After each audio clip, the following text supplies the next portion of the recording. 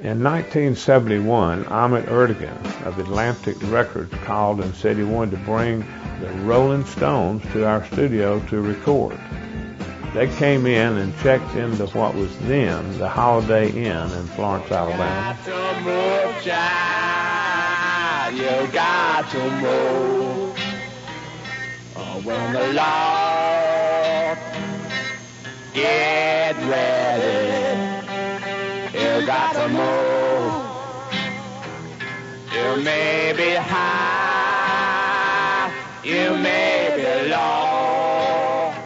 We made music history on 3 songs: Brown Sugar, Wild Horses, and You Gotta Move. In the second generation band, I came more or less full time, and we loved it. We were learning, teenagers, and occasionally we'd cut on a record that was a hit, and that would fire us up a little more to keep going.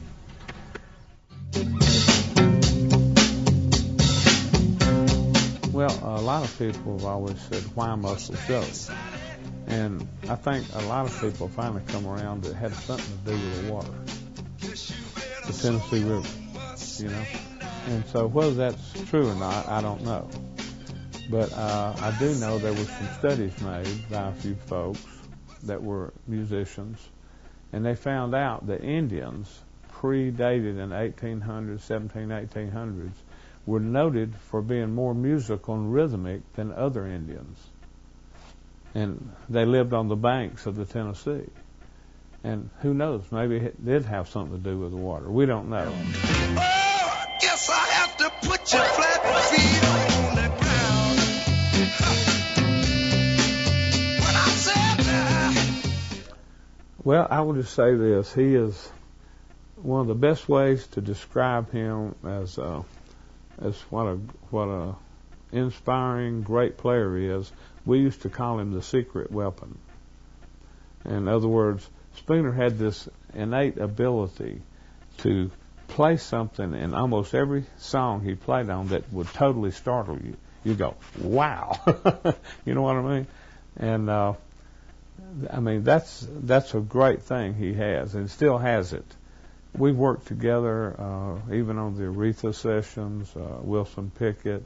When Aretha came in and sat down at the piano, Spooner Oldham was playing electric piano, Wurlitzer. And I've always thought, and I think Aretha would agree to this, that his little part that he was playing was so important to the record that everybody just kind of fell into his groove. When we played that song, in my mind I thought, well, it doesn't have a specific meter, really. So the band just sort of looked at each other after it's finished, like, well, what do we do? I mean, where do we go now? So we were just all basically off in our little worlds trying to figure a rhythm or riff. And I just happened to be the one that, I guess, formulated this little pattern, and it started.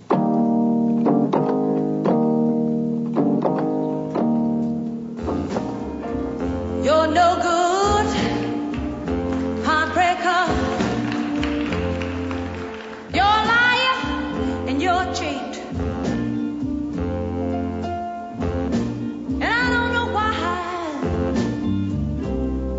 I let you do these things to me.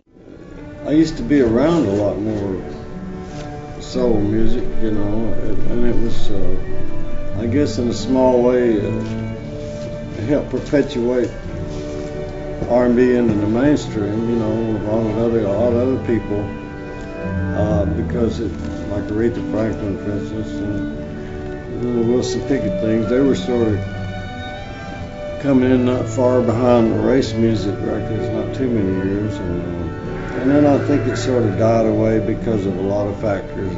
It's debatable, but I think Martin Luther King's death, one thing, and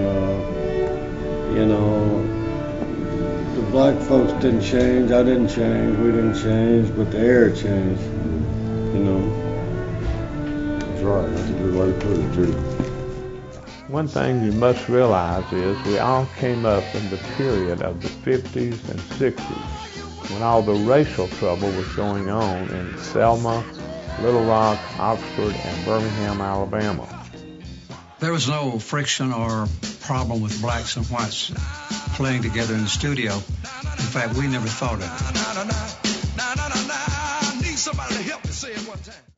We were basically influenced by black musicians who we basically patterned our music, and when we was playing the college circuit, that's all people wanted to hear at Alabama, Auburn, Ole Miss, anywhere we went.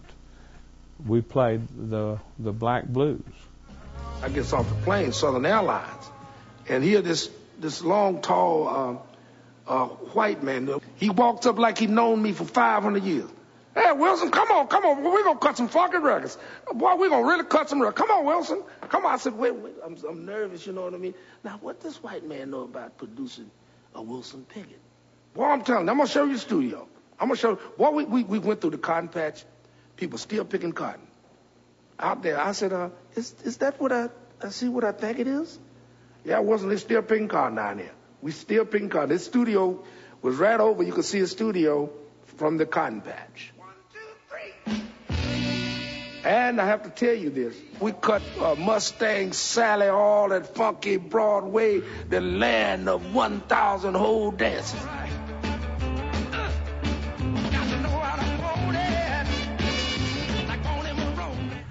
So anything was imagined as far as me personally. I never had to deal with any race thing, except in a good way, by all these talented, wonderful black musicians that came in. And so I felt like we learned a lot by their nature of doing things.